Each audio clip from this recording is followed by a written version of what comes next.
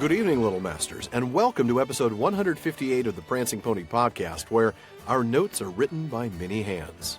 But not in runes, I'm sorry to say. We're working on that, though. I'm disappointed about that. I know, it is disappointing. We'll get there someday, folks. Hopefully. But for now, go ahead and pull up a bench in the common room, and we'll be right there. I'm Shawn Marchese, the real-life Lord of the Mart, and I'm here with the Man of the West, with a fire smoldering in his brown eyes that would make Ted Sandyman step backwards. Alan Sisto. My eyes are green. Oh, are they really? Yeah, but there is a fire smoldering in them. Of course, but it's a green fire. That's right. I'll have to take your word for it. I'm sorry, man. I wouldn't expect you to be taking a close gazing look into your eyes. Thank you for that, for avoiding such a fate. That's why we're on a podcast, folks, not video. That's right. But hey, since we are on a podcast, why don't we go ahead and get started? And today, we're going to get started with a new philology fair. All right, well, in the section we read today, we're going to get the first occurrence of a new, well, at least new to us, word for orcs, and that word is Uruk. Oh, yeah. Of course, this word is related to the term Uruk-hai, which we'll get very familiar with next season as we start the Two Towers. Mm-hmm. Now, Uruk-hai is a term generally associated with a new breed of orcs that we're going to start seeing in the next book. They're faster. Yeah. They're stronger, they're immune to the daylight. You know, they're kind of like the super orcs. They're like the Captain America of orcs. I was thinking $6 Million Man, you know? Yeah, that works too. Any kind of super soldier orc, yeah. Right. But did you know that the suffix hai in that word, Uruk-hai, that just means people? So Uruk-hai means the orc people. Okay. Other races of evil creatures are also called hai in black speech, like the Olog-hai, which is the troll people. Now, it's people as in a group, not people as in human, so it's not like they're indicating by Uruk-hai that they are a half-breed? That they are necessarily orc humans, that is correct. Yeah, it's just like the folk. Peoples, right, the folk, okay. I just want to make sure of that. Yep, no, good question. Yeah, I had to ask that because the movies left us with these, powerful and gruesome scenes of Saruman breeding the Uruk-hai in some sort of fleshy pods, kind of a little bit of alien there. Though that would have been more interesting, wouldn't it? Have an Uruk-hai pop out of the belly of a regular orc. That would be a baby. Really. That would be really cool, actually. That would have been neat. And Jackson, I would love to watch that. I would love to see that mashup. Yeah. Just don't want to find the mother Uruk. That's for sure. No, that's all right. Ripley's around here somewhere. She'll take care of it. There you go. Thankfully, the reality from the book is quite different from not only Jackson's vision, but the one I just disturbingly came up with. For one thing, there's not as clear a distinction in the book between Uruk-hai and other types of orcs. Uruk-hai are greater foes than regular orcs, but it doesn't seem to be a term that's limited just to Saruman's orcs, or, like we just said, to half-orcs, which are bred with men. Right. And we get a taste of that less clear distinction here. Here in this chapter, we're going to see a reference to black Uruks of Mordor, which are clearly large and evil compared to the common orc. Right. Now, Appendix F to Lord of the Rings tells us orc is the form of the name that other races had for this foul people, as it was in the language of Rohan. Now, of course, that's Old English. Right. In Sindarin, it was orc. Related, no doubt, was the word uruk of the black speech, though this was applied as a rule only to the great soldier orcs that at this time issued from Mordor and Isengard. Aha. So we do see some of that ambiguity there. Uruk is explained as simply the word for orc in the black speech, but by this convention of use, it's applied in the Third Age to just the soldier orcs from Isengard or Mordor. Right. Now, it's worth noting that all of these names are pretty clearly related according to that note from the appendix. They're Rohirric, or Old English orc, Sindarin orc, which is O-R-C-H, and black speech uruk. That's right. And there are cognate names for them in other languages of Tolkien's as well. Of course there are. Are any of them displaying Lanician? Do we have to go into that again? Probably somewhere, but I don't have any examples of it here. Okay, good. But I guess because it starts with a vowel in Sindarin, there's probably not the Lanician. Probably not. Yeah, you're right. I wouldn't put it past Tolkien to have some Lenited form out there somewhere. But anyway, Parma El Delambron number 17 says that the creatures were unknown to the Eldar and Valinor. There is therefore no genuine Quenya name for them. That makes sense, right? They never had to deal with them. They don't have a word for them. Right. But after the Noldor came back to Middle-earth, they did borrow the Sindarin name into Quenya as Orco. Huh. Now, there's also a true Westron form that's given, and that's Orca, O-R-K-A. Huh. And it seems to be Urku in Adunaic, which of course is the ancestor of Westron.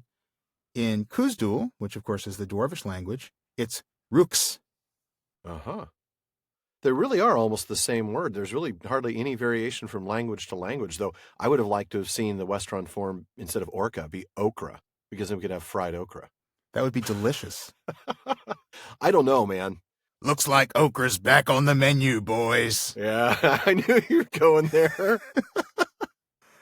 No, you're right. There's really not much variation at all. They are pretty much the same word.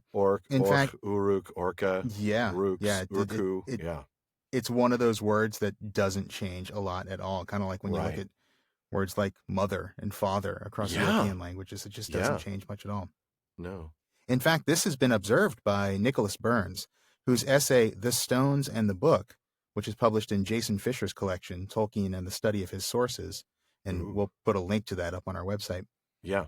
His essay examines this word briefly and says, the word seems to be the same in all languages. Repugnance not inspiring terminological variety. That's awesome. But to find a point on it. I know, I love it. Yeah. Exactly. They're disgusting. We don't want to come up with new names for them. Right. Well, back in episode 59, we talked about the Old English history of the word orc and its probable relationship to a Latin word orcus, which was a name for the god of the underworld.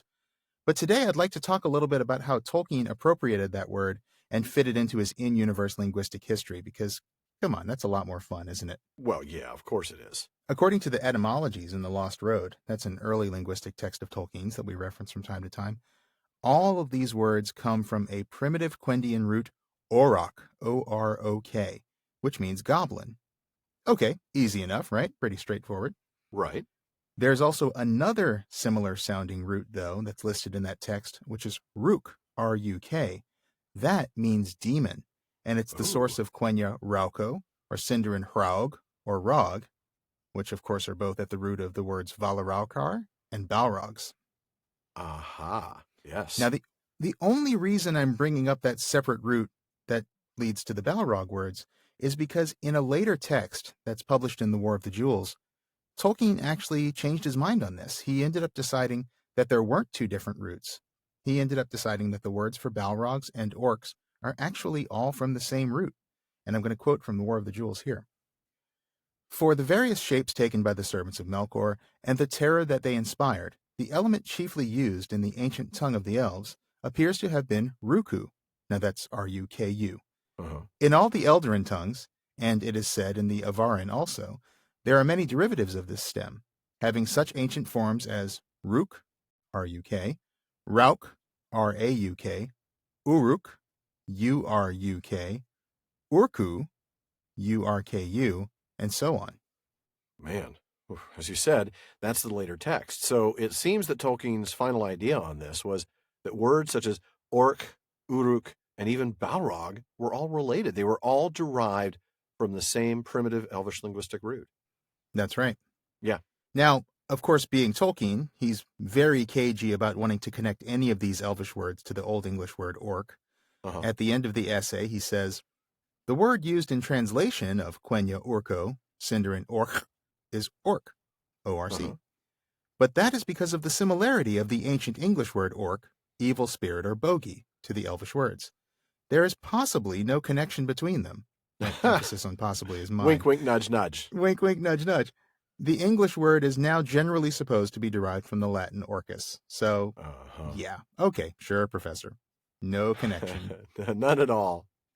And I wasn't thinking of my tuna sandwich when I named the mountain. When I named the mountain, yeah. And I certainly wasn't thinking of the other sunken island when I came up with a name for my sunken island. Yeah. No coincidence. Move on, folks. Nothing to see here. Right, nothing to see here. Move along. Move along. These aren't the words you're looking for. That's right. That's exactly. These aren't the homonyms you're looking for. Right. So moving on, he does admit, though, that another word for the creatures in yet another tongue of men in the secondary world may also be related. Okay. The word for orc in the now forgotten tongue of the Druidine in the realm of Gondor is recorded as being, in the plural, gorgoon. This is possibly derived ultimately from the Elvish words. Oh, interesting. So, yeah, it seems like, further back you go, Many of the most common words for most of the really nasty things in Middle-earth are actually all related. They all go to this same Elvish root. Wow. Fascinating stuff. That was a really fun it is. trip into the etymology that I wasn't really expecting to end up where it did, but I'm glad it did. I am too. With all that said, why don't we go ahead and finish this up, and let's go read about some of those nasty things now. Why does that sound like I should just leave that there? Is this some alternate version of Tolkien that I'm unaware of? Reading about all the nasty things tonight on the Prancing Pony Podcast. I'm sure there's plenty of fanfic out there that I want nothing to do with. I'm sure. We're all about nasty things tonight on the Prancing Pony Podcast. No, we are not, sir. But let's go ahead and get into the books, because we are mostly about the books here at the Prancing Pony Podcast. I want to really say that clearly. We're mostly about the books. I used to say we're all about the books, but apparently that was conjuring up thoughts of a pop song that I was previously vaguely familiar with. Oh, is that all about the bass? All about that bass song? Yeah, apparently so. Yeah, according to our Discord people, yeah. I didn't think about that one either. But neither did I. I've always been a treble rebel, so, you know. Oh, yeah. Well, anyway, back to it. We do bring you other Tolkien stuff from time to time, but at heart, Alan and I are fans of Tolkien's books and books about Tolkien. That's what we love. Yep. And as you know, we read a lot of books in preparation for the show every week. If you'd like to get your hands on a book that we've mentioned, you're going to want to check out the official library page of our website, theprancingponypodcast.com. There we have links to every book we've mentioned on the show. And there's a lot of other stuff on our website, too. Show notes and book links specific to each episode, outtakes, Prancing Pony Ponderings, and some other little extras, too. You'll also find a link to our new online storefront at teespring.com/stores/PPP, where you can find shirts, mugs, stickers, and other Prancing Pony Podcast gear. So be sure to check that out. Now, before we get to the book, we did want to let you know that today's episode of the PPP is being sponsored by the Music of Middle-earth podcast. That's right. Jordan Rennells has his own Tolkien-related podcast that he is very excited to share with you all. And frankly, we're excited to share it with you, too. Absolutely. Jordan's a musician and a teacher. You've heard from him before on our show, and he's beginning a podcast that explores Tolkien and Howard Shore's music from the Peter Jackson movie adaptations. He explores how the many, many themes are built, the emotions and ideas from Tolkien's writing that inspired them, as well as some history to go along with it all. Yeah, it's really going to be amazing stuff. I've listened to the whole first episode. You're going to enjoy it. Yeah, it's really fantastic stuff. Exactly. So go look for the Music of Middle-earth podcast wherever you listen, and be sure to subscribe. Follow him on Instagram at Music of Middle-earth and on Facebook at Music of Middle-earth Podcast. Now, let's go ahead and join the company as they learn about the struggles of Balin and his people in the deeps of Moria. All right. And where are we going to start today? That would be the very beginning, Shawn. Okay, why? Because it is, in fact, a very good place to start. All right, I'll allow it. Okay, good. I'm pleased. It's a short reading, too, so I should just give you all a heads up. We will be reading a lot of this chapter. There's so much going on narratively and so many things to look at. I think the second half we read just about every word. I was looking over our notes for like for the next 2 episodes, and it's wow, we're doing a lot of reading. So we don't normally do that, but this chapter is so pivotal, and there's just a lot that is powerfully dynamic in the text itself. I want to bring that to people's attention. So, and then in a couple of weeks we've got Tolkien Reading Day, which is also going to be a reading heavy episode. So, boy, you're not kidding. I'd forgotten all about that actually. Yeah, that's right. Stay tuned. So here are the first couple of paragraphs. The company of the Ring stood silent beside the tomb of Balin. Frodo thought of Bilbo and his long friendship with the dwarf, and of Balin's visit to the Shire long ago. In that dusty chamber in the mountains, it seemed 1,000 years ago, and on the other side of the world. At length they stirred and looked up, and began to search for anything that would give them tidings of Balin's fate, or show what had become of his folk. There was another smaller door on the other side of the chamber, under the shaft. By both the doors they could now see that many bones were lying, and among them were broken swords and axe heads, and cloven shields and helms. Some of the swords were crooked, orc scimitars with blackened blades. Okay. There's enough to dive into right there, so let's go. So we're going from sad to scary right away. Mm-hmm. Starting with Frodo's thoughts of Bilbo and his long friendship with Balin. Yeah. You know, obviously that's the first way he's approaching this. He's at Balin's tomb and he's thinking of this from he's the heard perspective all about him. Bilbo's friend. Yeah. Yeah. Well, that disproves my hunch that Frodo knew him. It sounds like there was just the one visit of Balin's visit to the Shire long ago. Mm-hmm. Yeah. I guess it's possible, maybe, depending on how Maybe late it's that possible. visit We took don't know place. exactly when that visit was. Yeah, it would have to have been quite a number of years after. And if anything, Frodo would have been very young, wouldn't have That's gotten true. to know him very well. No. If he had a connection at all, it was once, but more than likely, it sounds like it was just a connection through Bilbo. Yeah. But now what do we find out? But then we find what I was alluding to last time. Yeah. All the stuff that they're stumbling over near the doorway. Now we find out it's bones, broken swords, axe heads, cloven shields and helms, some orc stuff in there, orc scimitars. Obviously, there's been a vicious battle here. And it actually reminded me of a passage from The Hobbit. Take a listen to this. Before them, light came dimly through great doors that hung twisted on their hinges and half burnt. This is the great chamber of Thror, said Thorin, the hall of feasting and of council. Not far off now is the front gate. They passed through the ruined chamber. Tables were rotting there. Chairs and benches were lying there overturned, charred and decaying. Skulls and bones were upon the floor among flagons and bowls and broken drinking horns and dust. That's a good callback, yeah. Well, and a hat tip to Hammond and Skull for that, because they point out that the good guys in both stories in these passages are now entering, quote, a once glorious realm from which the dwarves have been driven out. Yeah. It's really interesting that the only times we see these dwarven settlements, I guess settlements is the right word, cities, strongholds, whatever. Yeah. The only times we see them, they're gone, they're total ruins. They're ruins. Yeah. That's pretty sad. Yeah. Wouldn't it be neat to see one of these in their prime? It would be absolutely amazing. I mean, when you think about the way Gimli describes Durin's halls here. Yeah. We talked about this last time, the gold and the silver and all the light gleaming off every surface. Yeah. Oh, it would have been gorgeous. Absolutely. I guess Lotro players get a pretty good taste of that. I remember. We do. I remember strolling through Erebor with Corey Olsen and oh, that's right. Yeah, cool. in that one session. I've been into Moria itself several times in the game. It's a gorgeous login screen. I can tell you that much. There you go. I know that much. That's about all you know. That's about all I've seen. No, I mean, folks know. We sat in with Tolkien professor a few months back, and he kind of took us around. We kind of watched over his shoulder as he ran through, and it was pretty cool stuff. It really was. I'd love to get back into it one of these days. Yeah. Well, let's take a closer look at these orc scimitars. Yeah, right. These crooked swords. Now, we've talked about this before. It was back in episode 84 that was on the Battle of the Five Armies from The Hobbit. But we've seen that curved swords are exclusively, well, no, not exclusively, but almost exclusively carried by the bad guys, aren't they? Yeah, that's right. The exception was a single first-age Noldor from Gondolin by the name of Egelmoth. His sword was said to be unique among the Noldor because it was bent or curved. Okay, so that's very clear. It was unique. He was that's what made it special. Yeah. Yeah, so this really is, with that exception, this is one of those things that Tolkien sort of assigns to the bad guys, curved blades. Yeah. We saw it with the bodyguard of Bolg in The Hobbit. We see it here, and we're actually going to see it again with the Orc Chieftain that we're going to meet later in this episode, I think. Yeah, we'll meet him at the end of this one. Yeah, and then in the second half of this chapter, next episode, we'll see a lot more orcs with curved blades. That's right. We're also going to see, in a few seasons, we'll find out that the Southrons use scimitars as well.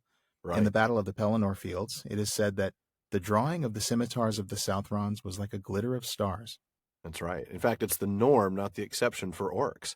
So after the death of Boromir, spoilers, I suppose, Aragorn observes that some of the dead orcs surrounding I think we Boromir, know where it's going, but okay. I think we do. That the dead orcs surrounding Boromir are rather different than the rest. And among the changes, quote, they were armed with short, broad-bladed swords, not with the curved scimitars usual with orcs. Right. That's right. Well, now let's talk about some real-world inspirations. Because in our world, I think people who are at all familiar with this stuff know that a scimitar is one of many different kinds of curved swords that have an edge on one side, but they are typically associated with Eastern cultures. Persia, Turkey, and the Middle East are all known for having, produced cultures that used scimitars. The word actually seems to come into English through either French or Italian in the Middle Ages from a Persian word, which I believe is pronounced something like shamshir. Okay. The Oxford English Dictionary says that meant lion's claw. So this is a word of Eastern origin, and some actually do view the fact that orcs use scimitars as maybe one of those, kind of problematic signs. Maybe this is a sign that orcs are based on some Middle Eastern culture or something like that. Hmm. It is one of those things. Honestly, on its own, I'd say I feel like it's generally pretty harmless on its own.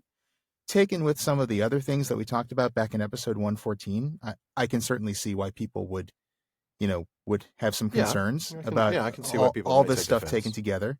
But again, back in episode 114, we talked about the fact that I think we're very comfortable that Tolkien really did not have any such intentions. No. And I don't think we need to dig it all up again here, but I did want to point folks back to that episode. You can certainly reference that episode, folks. Mm-hmm. If you've got some concerns, we really dug deep into that topic. We did, and I think we came up with some good stuff. And it has been one of those episodes that people are still talking about. So go check that out if you haven't. We did kind of dive into some of this stuff, but this is one of those things, and we wanted to point to it. All right, well then let's go ahead and move on to the discovery of the book. Shawn, I'm going to have you pick up there for us, if you would. Okay. This is what happens to my books when I leave them out in the cache. That's about right. It had been slashed and stabbed and partly burned, and it was so stained with black and other dark marks like old blood that little of it could be read. Gandalf lifted it carefully, but the leaves cracked and broke as he laid it on the slab. He pored over it for some time without speaking. Frodo and Gimli, standing at his side, could see, as he gingerly turned the leaves, that they were written by many different hands, in runes, both of Moria and of Dale, and here and there in Elvish script. At last Gandalf looked up. "It seems to be a record of the fortunes of Balin's folk," he said. "I guess that it began with their coming to Dimril Dale nigh on 30 years ago. The pages seem to have numbers referring to the years after their arrival. The top page is marked 1-3, so at least 2 are missing from the beginning. Listen to this. We drove out orcs from the great gate and God, I think, the next word is blurred and burned, probably room. We slew many in the bright, I think, sun in the dale. Floy was killed by an arrow. He slew the great. Then there was a blur, followed by Floy under grass near Miramir. The next line or two I cannot read. Then comes, we have taken the 21st hall of North End to dwell in. There is, I cannot read what. A shaft is mentioned. Then Balin has set up his seat in the chamber of Mazarbul. The Chamber of Records, said Gimli. I guess that is where we now stand. Yeah, probably right, Gimli. Probably it. Yeah. I noticed that this was in a recess cut into the wall, so this is like the Third Age equivalent of built-in bookshelves. We're going to get some nice None of that right IKEA here. stuff for the dwarves, man. No they got way. only the finest custom built-ins. That's right. Probably with the doors that have the nice little glass panels in them. I mean, the glass is gone now, but of course, yeah, the glass has been shattered. Yeah. And not surprisingly, all the treasure really has been plundered. So of course. I guess we know who won this battle without even reading on. I think so. That's a very good point. I mean, if it had been the dwarves, we would see a very different scene. The book itself was heavily damaged and stained, and the pages themselves just break as Gandalf opens it, even when he opens it carefully. Mm-hmm. Now, Hammond and Skull actually have an interesting observation about this heavily damaged book. In Artist and Illustrator, which I have to say contains some really beautiful illustrations by Tolkien showing pages of the Book of Mazarbul, as does the Maker of Middle-earth, they suggest that Tolkien might have been thinking of the Cottonian Beowulf manuscript, which was scorched and made brittle by fire in 1731, and further damaged by attempts at restoration. Oops. Man, the book lover in me cringes. Yeah, oops. The book lover in me just cringes at this. The collection of manuscripts that were in this collection, just breathtaking in scope. Cotton's library contained, and I know I'm kind of going off on a tangent here, but this is worth listening to because the Cotton library is fascinating stuff. So yeah, let's talk about it just a little bit. Just 2 original copies of the Magna Carta, including one that still had the royal seal intact. Wow.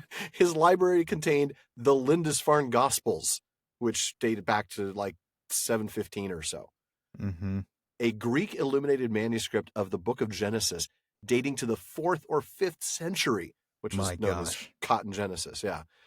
And the only existing copy of Sir Gawain and the Green Knight. This massive collection of manuscripts was moved from one location, surprisingly deemed to be a fire risk, to Ashburnham House, and no, I'm not kidding about the terribly ironic name. And then much of the collection was destroyed when fire broke out. The manuscript of the Battle of Maldon was destroyed, and the one of Beowulf was badly damaged. Did they not think that Ashburnham House might not be a Maybe greater we fire shouldn't risk move this than the thing previous to- location? To Fire Pit don't Lane know. House? I mean, I wow. don't know. I don't know. That- So sad. That is one of those very sad moments in A copy in the of the history Magna Carta with the royal seal. Yeah. A 4th century Old Testament Greek manuscript. Just amazing. Yeah.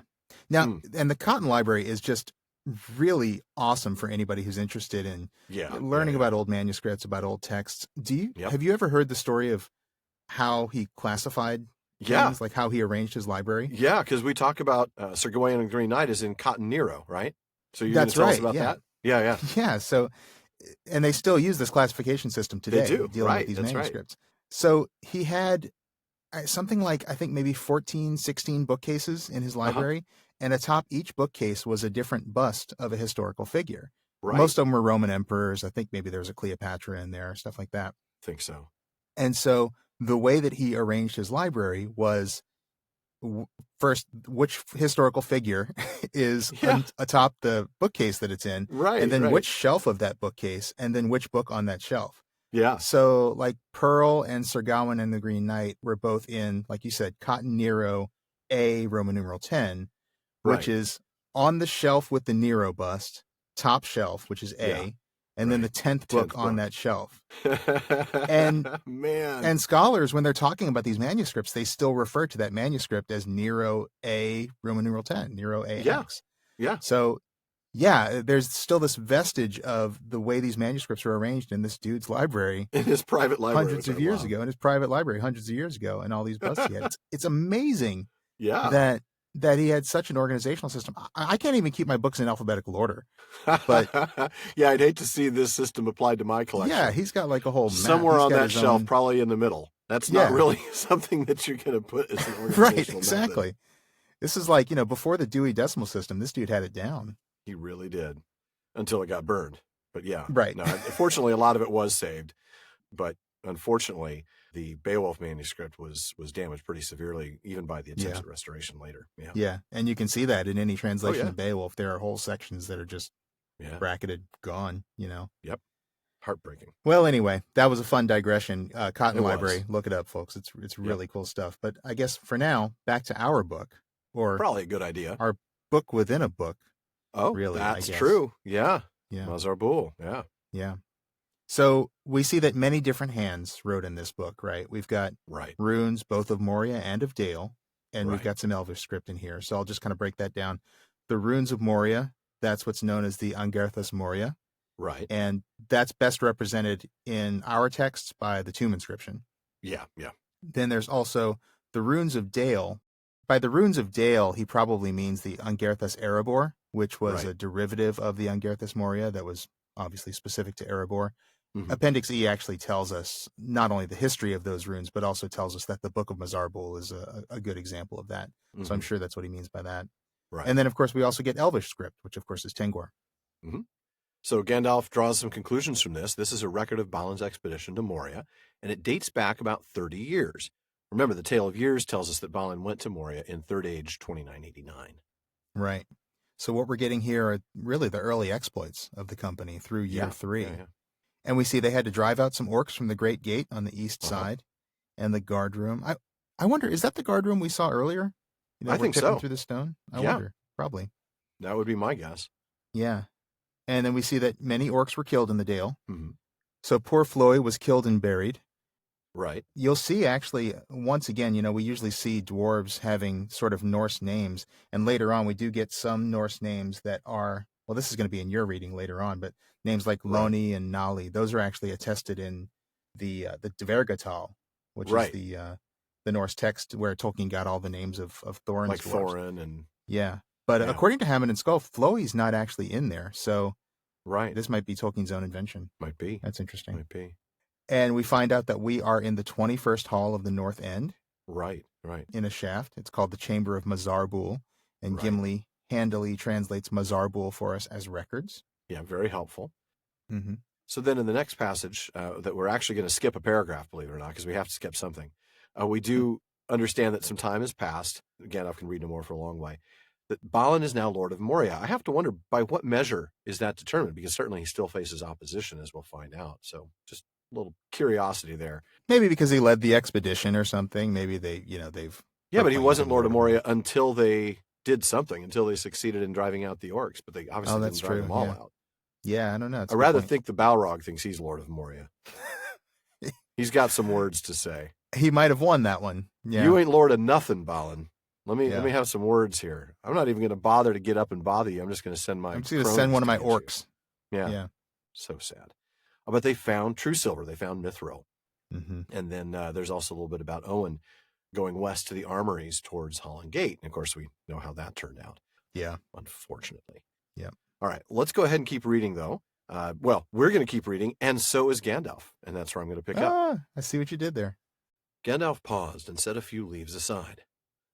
There are several pages of the same sort, rather hastily written and much damaged, he said. But I can make little of them in this light. Now, there must be a number of leaves missing, because they begin to be numbered 5, the 5th year of the colony, I suppose.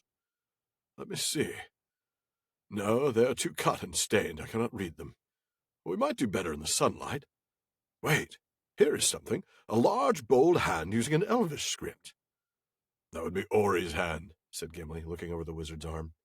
He could write well and speedily, and often used the elvish characters. I fear he had ill tidings to record in a fair hand, said Gandalf. The first clear word is sorrow, but the rest of the line is lost, unless it ends in Esther. Yes, it must be Yester, followed by day, being the 10th of November. Balin, Lord of Moria, fell in Dimril Dale. He went alone to look in Miramir. An orc shot him from behind a stone. We slew the orc, but many more, up from east up the Silverlode. The remainder of the page is so blurred that I can hardly make anything out. But I think I can read, we have barred the gates, and then, can hold them long if, and then perhaps, horrible, and suffer. Oh, poor Balin. He seems to have kept the title that he took for less than 5 years. I wonder what happened afterwards. But there is no time to puzzle out the last few pages. Here is the last page of all. He paused and sighed. It is grim reading, he said. I fear their end was cruel. Listen. We cannot get out. We cannot get out. They have taken the bridge and second hall. Frar and Loni and Nali fell there. Then there are 4 lines smeared so that I can only read, went 5 days ago. The last lines run, the pool is up to the wall at Westgate. The watcher in the water took Owen. We cannot get out. The end comes. And then drums, drums in the deep. I wonder what that means. The last thing written is in a trailing scroll of elf letters. They are coming. There is nothing more. Gandalf paused and stood in silent thought. Oh boy. Ooh, Man. That is foreboding. That is heavy. That is We grievous. have seen a couple of moments in the book so far where Tolkien just writes the scariest stuff. Doesn't he? Yeah. This is one of them. I mean, he does horror very well. I was going to say psychological horror. Yeah. He does it so well. I mean, he can just build suspense and terror. Sentence fragments, bits of words, and we cannot get out, repeated over and over. Just the way this manuscript is broken up and you don't get parts of it, that makes it scarier than if you had an entire... It does. That's right. If you had a complete record. It's just like one of those found footage horror movies where it's like there's bits and pieces missing. Well, that's a good point. That's some of the scariest stuff because your imagination supplies the rest. Right, and then it's never a good thing, yeah. Right. Man. Yeah, it's never like, oh, the missing thing was a birthday party with unicorns and balloons. No, it's never that. It might have a clown, but that's not the right kind of clown. It might have horns, but it's not a unicorn. But it doesn't have wings. It does not. Does not have wings. But we're giving away next week's episode, so let's just move on. So talking about the book itself, I want to, before we move on to the contents, If you've never seen the reproductions of the facsimile pages that Tolkien created, you are really missing out. Now, I have to say that the original facsimile pages are breathtaking. Shawn, were they at the Tolkien exhibit at the Morgan Library in New York? I don't know, man. I didn't make it to the Morgan Library. Right. I forgot you were going to go and then you couldn't. Thanks for reminding me again. Here, give me a paper cut and rub lemon juice in it. Yeah, I know, dude. Come on. Sorry about that. No, anyway, I couldn't make it. We had they were definitely a highlight of my visit to the Bodleian. I mean, I'm sure they were. I stood and just jaw dropped. So beautiful. I'm sure because I've seen them because they're actually reproduced in Tolkien Maker of Middle-earth, the catalog of the exhibit. Mm-hmm. And here's what Catherine McElwain had to say about Tolkien's creation of them. He burnt the paper at the edges with his pipe, pierced holes along one side to resemble the holes where the parchment would have been stitched to the binding, and washed them with red paint to resemble bloodstains. The first page is written in runes, the second in the Elvish script using Feanorian letters, and the third in a mixture of both. He used different handwriting styles to create the fiction that multiple authors had added to the chronicle. Wow. To Tolkien's great dismay, the facsimiles were deemed too expensive to publish in color and were not included in the work. He never saw them reproduced as he wished. They first appeared in an English-language edition 50 years later, in 2004, long after his death. Wow. Which is very sad for him, is. But fortunately for us, we can see them now as he wanted us to. Yeah, there are some editions they like that are in there. Absolutely gorgeous, especially in the Maker of Middle-earth catalog with those large format book. And yes, they're gorgeous. Agreed. The work that he put into these things to make them look real, to make them look like like they were really found secondary documents. World. Right. Yeah. It was amazing. I love that he used the different hands, the different handwriting styles, and that made me think of Letters from Father Christmas. Father Christmas, yeah. Exactly. Yeah. Yeah. It's just the same thing, his ability to tell stories and to use those other things like the frame narrative or the handwriting to deepen that to add to that reality, that secondary belief. Yeah. Yeah, absolutely. Consistency of reality. Yeah, the inner consistency of reality. Boy, nobody compares when it comes to that kind of stuff.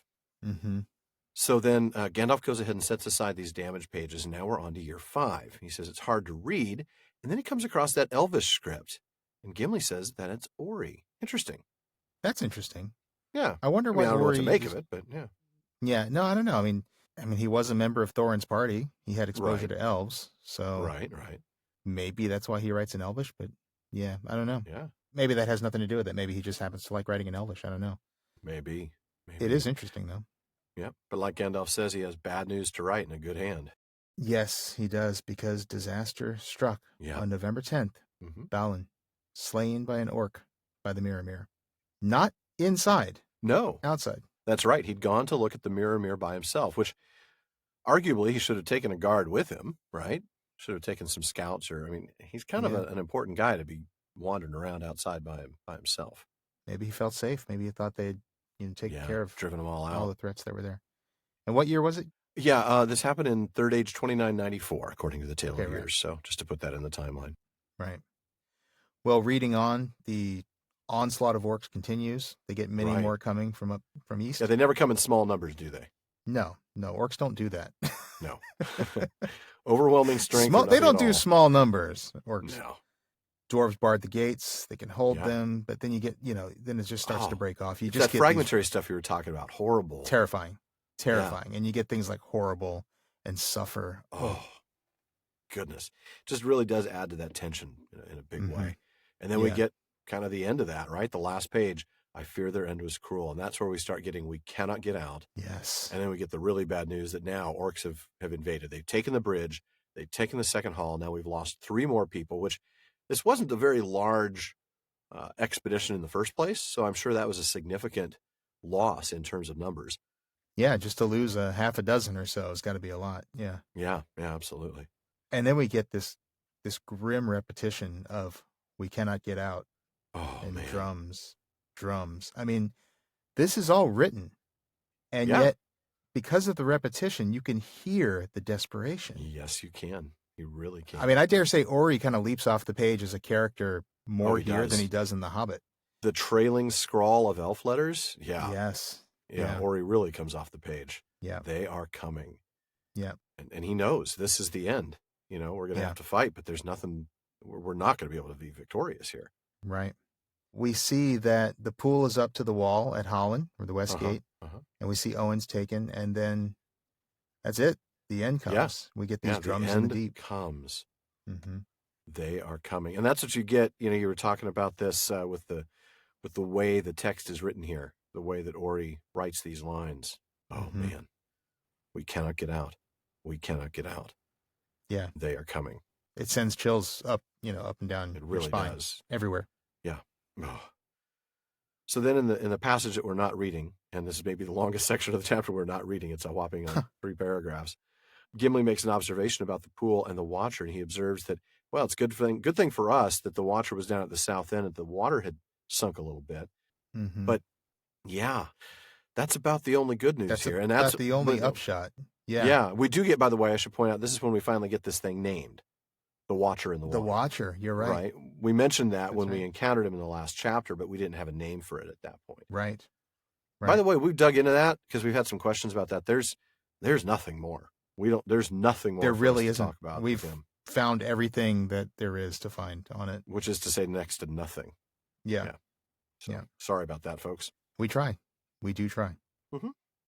And then we get Gandalf's observation about the expedition, sort of a judgment call on all of it. It was valiant, but it was foolish.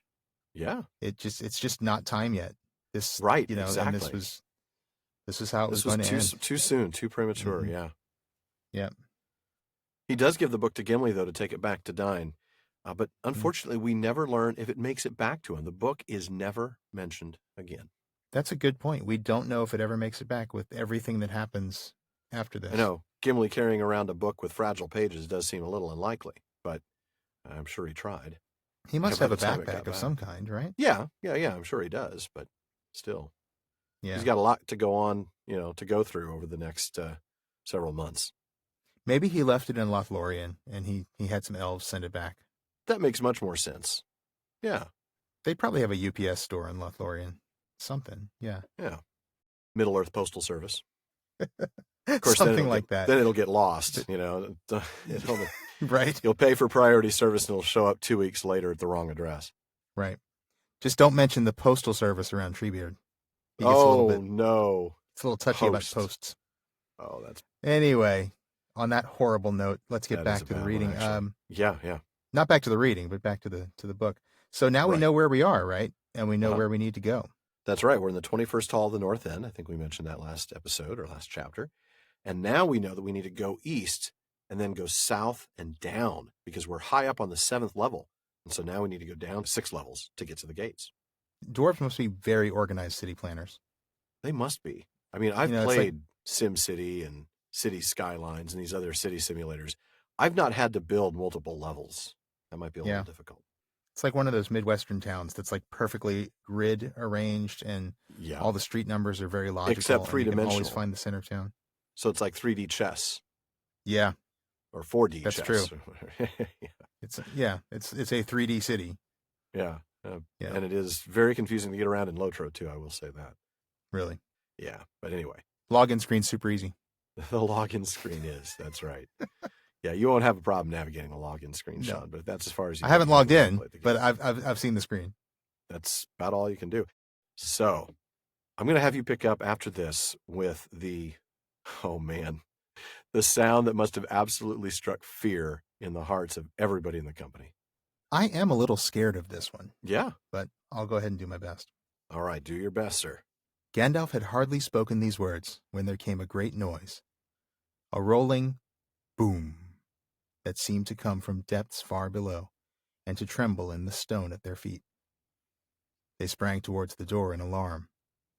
Doom, doom, it rolled again, as if huge hands were turning the very caverns of Moria into a vast drum. Then there came an echoing blast. A great horn was blown in the hall, and answering horns and harsh cries were heard further off. There was a hurrying sound of many feet. "They are coming!" cried Legolas. "We cannot get out," said Gimli. "Trapped!" cried Gandalf. "Why did I delay? Here we are, caught just as they were before. But I was not here then. We will see what doom, doom, came the drum beat, and the walls shook. Slam the doors and wedge them, shouted Aragorn. And keep your packs on as long as you can. We may get a chance to cut our way out yet. No, said Gandalf. We must not get shut in. Keep the east door ajar. We will go that way if we get a chance. Another harsh horn call and shrill cries rang out. Feet were coming down the corridor. There was a ring and clatter as the company drew their swords. Glomdring shone with a pale light, and Sting glinted at the edges. Boromir set his shoulder against the western door. Wait a moment. Do not close it yet, said Gandalf. He sprang forward to Boromir's side, and drew himself up to his full height. Who comes hither to disturb the rest of Balin, Lord of Moria? He cried in a loud voice. There was a rush of hoarse laughter, like the fall of sliding stones into a pit. Amid the clamor, a deep voice was raised in command. Doom, boom, doom, went the drums in the deep. With a quick movement, Gandalf stepped before the narrow opening of the door and thrust forward his staff. There was a dazzling flash that lit the chamber and the passage outside. For an instant the wizard looked out. Arrows whined and whistled down the corridor as he sprang back. Oh, man, what a... I don't know about you. I may criticize the films from time to time, but the minute I'm hearing the harsh horn call and the shrill cries and the feet coming down the corridor, I'm hearing that sound of the Moria goblins and the music, the Howard Shore music underneath, just building with that rapid tension. And oh, man. Peter Jackson did do a great job with this scene. Absolutely. Yeah, he's pretty amazing. Horror director. Again, he's another guy who knows how to make things scary. Yeah, he does. Build that tension. Certainly did in this scene. He did a great job. I mean, we'll talk about one of the big differences between book and film here in a little bit. That's true. Yeah, we will. Yeah. But here in the text, I mean, we just get this powerful rolling boom and doom. And and that's going to repeat. We also get the sound of this echoing blast, this horn blast. Oh, now, that's got to sound harsh and just ringing off the walls and piercing the ears. Yeah. Oh, it's all about the bass and the treble. But a few years ago, wow. I'm so sorry. I'm so sorry. You're not, but you can apologize anyway. Yeah. Sorry, not sorry. So back to this doom, this word doom. A few years ago, I wrote a Prancing Pony Pondering about Tolkien's use of this word doom here. Now, obviously, it's onomatopoeic. It's meant to evoke the sound of the drums themselves. But he doesn't use tap-tom like he does in the previous chapter when he was showing us those signal drums. This is a big, booming drum. And yet he very rarely uses the word boom for it. He uses the word doom. True. And he does so to highlight not only the sound, but also the sense of approaching doom for the Fellowship. He's kind of using it as a pun here. He's really trying to call out the fact that they're about to suffer the same fate or doom as the dwarves who lived here. Yeah. It's as though every time the drums are heard, we are reminded doom is coming. Doom.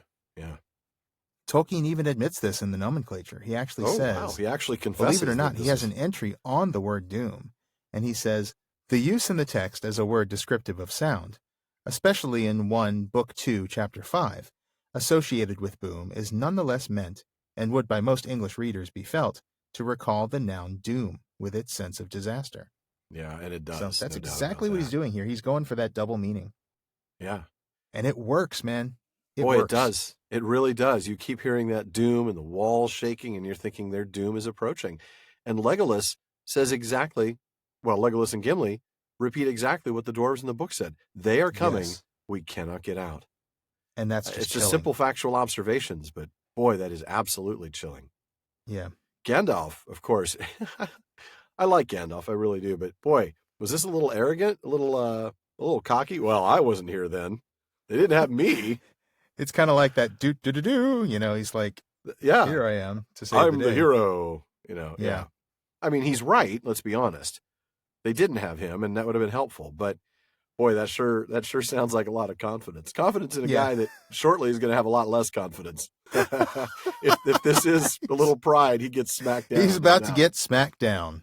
Quite he's going to do a little smacking of his own. Yes, he will. Aragorn's very practical. Keep your packs on. We might get a chance to cut our way out. We want to be able to get out of here if we can. Right. Gandalf says, no, don't do that. We don't want to get shut in. Right. We want to keep That's that what east happened door the last ajar because time.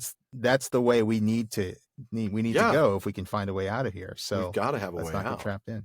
Yeah. Because remember, when we get to this room the first time, when we find the bones on both sides, there's evidence that Balin's people had fought at both doors and lost. I think Gandalf is basically saying we've got to leave a way of escape. Right. Yeah. And now we know the bad guys are close because Glomdring and Sting are glowing. Insert Gordon Sumner joke here. He doesn't just glow when he walks in fields of gold. There you go. Oh, wow. Nicely done, sir. I congratulate Thank you. Well done. Gandalf's bold move here. He's trying to figure out who's coming, right? What's the number and type of the foe? Do we have a chance to defeat this attack? Then we get the flash and the winding arrows. Ooh, my goodness. Yeah. Yeah. And we see there's orcs, including large black Urks of Mordor. We talked about that earlier. Maybe a cave troll. Yes. Maybe more than one cave troll. Oh boy, that could be fun. Maybe multiple cave trolls. Maybe. But the eastern door is still silent. Aragorn says there's no sound here yet, but it can't be blocked, locked, or jammed. There's no way of doing anything with this door other than going through it. We can't secure it behind us. Mm-hmm. That's right. And so Aragorn, knowing that there's not a whole lot, I mean, they're going to have to fight him. So they are. He issues this grim challenge. I love this. We will make them fear the Chamber of Masarbul. Yeah. Yeah. That's so cool. That's like a Beowulf moment to me. It is. That's absolutely a Beowulf moment. We may or may not win. We may or may not get out, but we're going to fight and we're going to kill so many of them that they're going to be scared of this place from now on. That's right. That's super cool. This will be a place that even if they win, they will not remember this victory with joy. Yes. Yeah, this will be a fearful place, always. Yeah, love that. I do too. So the next passage, I'm going to go ahead and read. They have a cave troll. Shawn Bean, man. How do you not hear that in his voice? How do you not hear? They have a cave troll. Reference to a cave troll. Yeah, same thing with walking into Mordor, too, for that matter. But right, exactly. There's a lot of things I hear in Shawn Bean's voice, but that's my problem. All right. I'm going to go ahead and read this. Is it a problem, though? I don't know. Depends on what you're hearing, but yeah. No, it delivers his lines pretty well. He from what I understand, he actually, in real life, he speaks with a really thick, I believe it's a Yorkshire accent. Yeah. He does the voiceover for Civ 6. And so that means that every time you get a new technology, he reads the little bit about it. And he's got quite a heavier accent there. I mean, even then it may be toned down, but it's certainly not the same when you hear in The Lord of the Rings. Yeah. We digress. We do digress, don't we? All right, I'm going to go ahead and pick up there. Heavy feet were heard in the corridor. Boromir flung himself against the door and heaved it to. Then he wedged it with broken sword blades and splinters of wood. The company retreated to the other side of the chamber, but they had no chance to fly yet. There was a blow on the door that made it quiver, and then it began to grind slowly open, driving back the wedges. A huge arm and shoulder, with a dark skin of greenish scales, was thrust through the widening gap. Then a great, flat, toeless foot was forced through below. There was a dead silence outside. Boromir leaped forward and hewed at the arm with all his might, but his sword rang, glanced aside, and fell from his shaken hand. The blade was notched. Suddenly, and to his own surprise, Frodo felt a hot wrath blaze up in his heart. "The Shire!" he cried, and springing beside Boromir, he stooped and stabbed with sting at the hideous foot.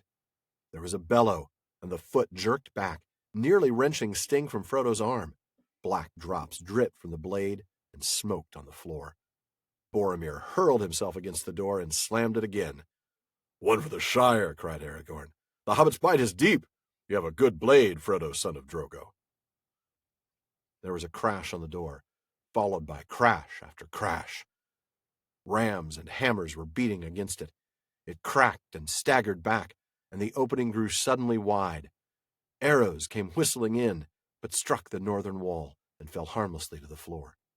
There was a horn blast and a rush of feet, and orcs, one after another, leaped into the chamber. How many there were, the company could not count. The affray was sharp, but the orcs were dismayed by the fierceness of the defense. Legolas shot two through the throat. Gimli hewed the legs from under another that had sprung up on Balin's tomb. Boromir and Aragorn slew many.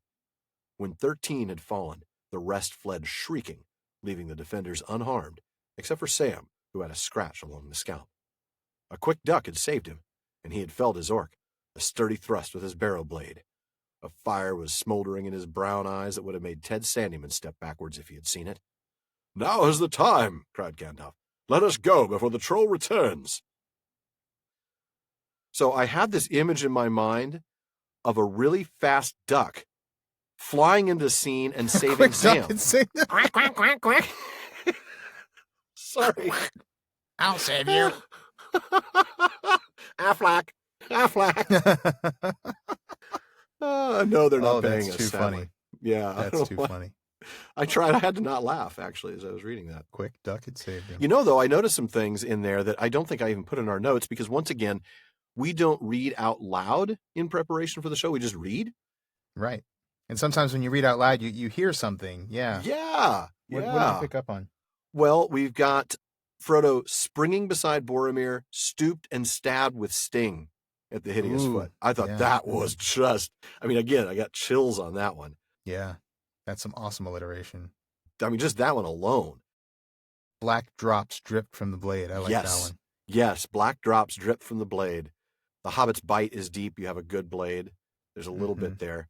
But yeah, just so, you'd miss it if you weren't paying close attention. Even through the throat, there's a little bit of there, you know, with Legolas and the fact that there were 13 then that died. Interesting. Once again, Tolkien uses just the music of language to such great effect, and with things like alliteration, and even with things like there was a crash on the door followed by crash after crash. Isn't that great? You could just hear it, just over and over. And the rhythm of the sentence gives you an idea of the rhythm of the actual crashes. You know, you can hear crash, crash, crash. It's powerful. It really is. It's everything. Yeah. It conjures up the image in your mind more readily, more easily than any other description you might imagine. He just has such a way of describing a scene vividly. Yeah. Yeah. Powerful. He does. Yeah. But let's go back to the beginning. Yeah. And let's see. As soon as they hear these feet coming, Boromir, valiant to the last, though it's not the last yet, he tries to keep that door closed, doesn't he? Can't do it. Huge arm, and then a foot comes through. Oh, my goodness. Interesting. We don't get a full description of the troll. We get the huge arm and the foot, and that's really it. We don't see any more of this troll, unlike that's true. In the film. That is true. And Boromir's sword. This is a great sword. We talked about this sword, right? We you know, people were kind of giving us a hard time because we compared it to Anduril, and it's like, oh, this is not as special a sword, but it's still an amazing sword. Great piece of work. It's a good Gondorian sword. It's a sword that the son of the steward is going to wield. It's going to be one of the best swords in that city. The commander of the forces. I mean, he is the top guy. So this is no ordinary sword, but boing, crack. You know, it splinters. Oh, my almost goodness. like he'd struck a stone with it. Yeah. Which is kind of awesome when you think about trolls. Cave troll coming from rock. Absolutely. Yeah. Yeah. Frodo feels this hot wrath and he strikes for the Shire, screaming the Shire as he stabs at its foot. What a moment that is. And boom, lands his attack. Yeah. Now, I have a question for you. Do you know anything about these battle cries? You know, like this whole idea of shouting the Shire, or like later on we see Aragorn shout Elendil. Or Elendil, right. Is this, I mean, I only know this as a thing from Tolkien. Is this a thing? Have you seen this? That's a very good question. We'll have to look into that. Yeah. I mean, I know it's a thing, certainly in games. You know, it's always in Lotro when I play, I'm a captain. And one of the things the captain does when you're in a fellowship is you have these commanding shouts and these things that you do that raise the morale of the group that you're with. Yeah. I've played some games that are like that before. I think and in D&D there's some similar things where you might have a shout that has an effect either on your foes or on, you know, as a buff to your team. Right. Yeah. No, I've definitely seen that in games before. I guess I'm mainly thinking of specifically shouting like where you're from. Like a region, This seems like a self buff. Right. This is like, you know, if you were listing this in D&D, it would be an instant, and it would be, you know, +2 to, you know, strength or something. It would be a temporary. I don't know effect. if this is something they do to like remind them of home and give themselves something to fight for. Maybe this is something Tolkien saw folks do out in the trenches. For a second breakfast. Oh, yeah, I know. That would be And Pippin's you're war mentioning cry something for sure. serious, and I go completely, off No, tangent. But you're right. that's Yeah, all I right. mean, I wonder if because unlike now in our modern military, at least in the U.S., we don't have battalions or platoons or groups of soldiers that are geographically based. That are regional. But in World War I, they were. You had the Lancashire Fusiliers. Lancashire Fusiliers, yeah. And you had these PAL squads, right? These were where your friends would all join up at the same time, which sounds great in the sense that you're going to have great morale. But then when half your friends get killed, it becomes. But when a battalion gets wiped out and like all the young men of that area get wiped out, yeah. Right. And that's why we don't have that practice anymore. We don't put the same families or the same towns in the same combat unit. But that may very well be a historical thing. I don't know. I don't know if it's from that, or maybe if it's a medieval thing. Maybe if there's a thing from medieval literature where Tolkien has seen heroes calling out where they're from, so that people know who they're fighting for. I don't know what difference it would make to an orc, but still it would. For the Shire. Well, then no. Let's dial back the attack, folks. We're so sorry. I didn't know you're from the Shire. But yeah, it's like the idea, like, oh, you're from the Shire. No, I'm not going to fight you, man. The Shire is great. I love the barbecue there. I'm going to go fight somebody else. Right. Well, if we're going to fight people based on barbecue, I guess I'll go after the folks in the Carolinas. That vinegar stuff is nasty. Well, I'm from Texas, so I am required by law to agree with that statement. Yeah. Give me the Kansas City sweet stuff any day. But all right. We digress. I do love Carolina Q, though, I have to admit. I know some people do. There's no such thing as bad barbecue. I'm sorry. Well, all right. Fair enough. So anyway, Boromir shuts the door again. Quick thinking. Quick action. Yeah. Yeah. He's right there. I mean, we're seeing that he's a valiant man, no doubt about it. Mm-hmm. Yeah, he's good in a fight. I gave him some grief before about, his mountaineering, but he is definitely good in a fight. Yeah, he shops at REI, but he doesn't really go out very often is kind of what we were thinking. Buys a lot of stuff from Colombia and Patagonia, but he's never been anywhere. He doesn't actually use any of it. Yeah. Right. Style though, man. He looks good. No, we're teasing. He's a good mountaineer. Aragorn makes this observation about Sting. You have a good blade, Frodo. Good blade. Well, of course it is. It's Sting. This is a first age Gondolin blade. Yeah. Even if it was just a letter opener. And it's a good thing that Sting is a good blade, because I can't stand losing you. Oh no, man, Shawn, that's good. That's good stuff. Thanks a lot. I got a bunch of them. Just wait. When we get to the next moot, please don't stand so close to me. I don't want to be affiliated with you. I'll go find Roxanne. No, I'm going to tell your wife. No, she doesn't have to put on the red light. It's fine. Oh, okay. It's going to be okay. All right. So, but the door's not going to stay shut long, right? We've got the crash followed by crash after crash. We've got the rams and the hammers. This is a very short time window in which they've got to make a decision and do something, huh? Yeah. Yep. And by short, I mean non-existent, because then it grows wide and the arrows start coming, right? Yeah. And then countless orcs coming through. Yeah. Countless orcs. This is a big group. A big They group. don't And come yet in they small flee numbers. after 13, which we'll get to in a little bit. But let's talk about the battle first before we get to that. So we get Legolas using his bow, even in close quarters, which is interesting. You'd think that here he would switch to a knife, a sword of some sort, a short sword. I mean, in D&D, doesn't your ranger switch to, a dagger or a short sword when they get into this sort of melee? But tend to expect that. But yeah, I guess Legolas likes his bow. He's good. He's fast. I mean, I think that's a big part of it. He's fast. He can. Yeah, he is fast. He can obviously knock and shoot shots pretty quickly. Exactly. Gimli defending Balin's tomb. He's not gonna stand for that and let anybody get on top of the tomb. No. Both Aragorn and Boromir slaying many. Even Sam gets an orc. I love that. And that go bit Sam. about the fire smoldering in his eyes. You want Ted Sandyman to see that. You do. And one day he will. He will. That's true. That's right. They kill 13. Yeah. And the rest flee. Now. Yeah, morale. They're easy to break. Yeah, I think that's it. I mean, they're not brave orcs, are they? No, they're not. Do you think there's any significance to the fact that it's 13?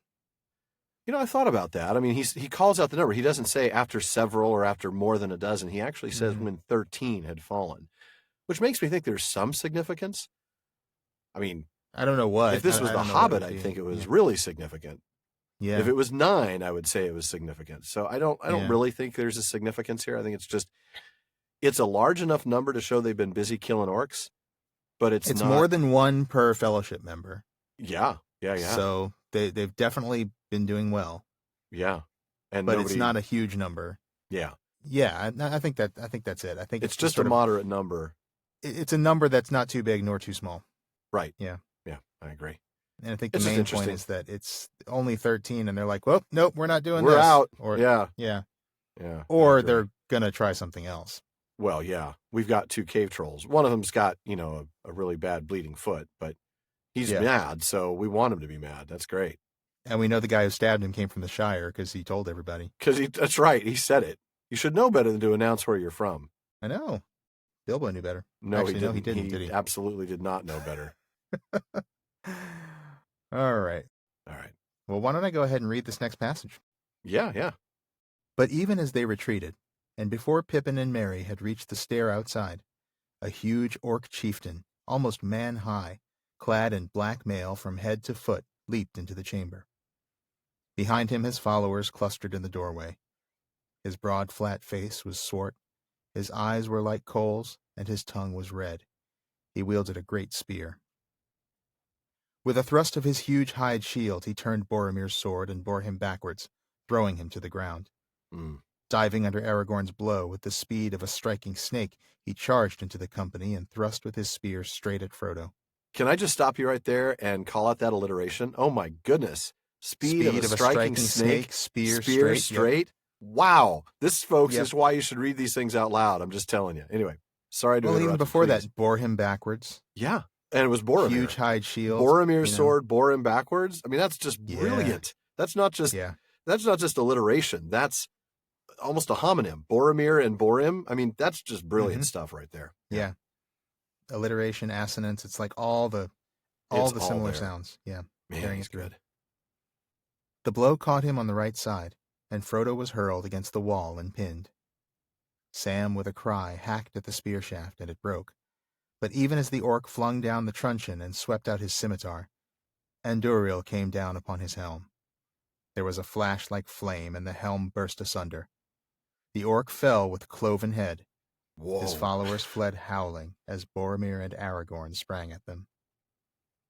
Doom, doom, went the drums in the deep. The great voice rolled out again. Now, shouted Gandalf. Now is the last chance. Run for it. Which he'd said earlier, but now he really means it. Now he means it, yeah. Well, now they actually have time. He'd said, now is the time, let us go. But even as they got away, as you said, the chieftain comes in the room. Yeah. Speaking of the chieftain, he's described so vividly here, right? I mean, yes. First off, we get the almost man high, which is great. That's a reminder that even the tall ones aren't huge. Mm-hmm. It's clear that that's extraordinary. He's almost man high. And that's a good point. He's an orc chieftain, so he's really, a tall one. He's one of the big ones, but he's not towering over them, yeah. Yeah, he's not going to be taller than Aragorn, not by any stretch. Mm-hmm. But he is certainly, at being almost man high, he's going to be taller than the 4 hobbits and Gimli by a good chunk. Yes, definitely. Broad, and of course, we need to remember that we're reading this from their perspective. So, to them, he is towering. To them, he's gigantic. And then we get the physical description of his face: broad, flat, and swart, eyes like coal, and a red tongue. Mm-hmm. Very vivid description of his face. His gear is described clearly, too. We get this great spear, this hide shield, this black mail that he's dressed in from head to foot. Yeah. I mean, typical MMO boss, really. He's got all his followers with him. He's got spawns, right? Yeah. Mm-hmm. Yeah. It's like you're camping out this spot until he spawns, till the boss spawns. Yeah, because you need more loot. You're trying to build that kit. You know. Trying to loot the hide shield. I need that for my epic quest. The special hide shield. Yeah, I have to turn it in for rep with the guild. Yeah. So we get great combat skills too, which would be typical of an MMO boss. He drives Boromir back. I mean, this is no, ordinary warrior that he's fighting with here, turning his sword away, and yet he also has speed. Right, he's got the strength to drive Boromir back, but the speed to duck under Aragorn's strike. So he's got 17, 18 dexterity, but he's also got 17, 18 strength. This is a tough dude. So he can best Vizini's giant and Vizini's Spaniard. There you go. But he's probably not going to best Vizini because he is an orc. I mean, at the end of the day. Inconceivable. Well done, sir. Well done. Thank you. So he charges and he takes aim at Frodo specifically, which we'll have to talk about that, pins him against the wall with the spear. Now Sam, hero that he is, breaks the spear. The orc chieftain drops the shaft and pulls out a scimitar like we talked about at the beginning of the chapter, the curved blade. Not that he gets to use it. No. No, he doesn't. No. It's so look, cool. I have a sword. Oops. Nope. Aragorn kills him pretty quickly. It is great seeing the company fight together for a moment. I just have to point that out. It's just so cool seeing, isn't it? All the color. But yeah, Aragorn gets the kill, doesn't he?